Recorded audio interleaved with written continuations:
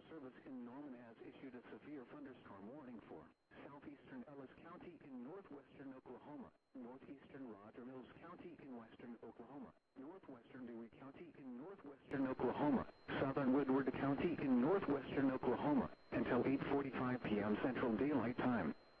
At 8:05 p.m. Central Daylight Time, severe thunderstorms were located along a line extending from 3 miles south of Harmon to 12 miles north of Rule, moving northeast at 60 miles an hour.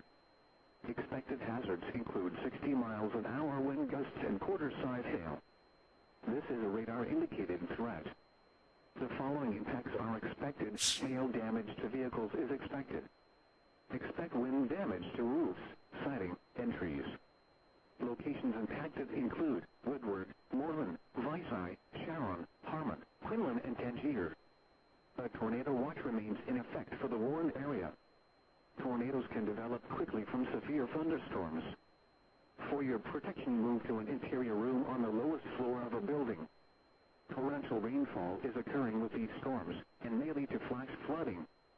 Do not drive your vehicle through flooded roadways.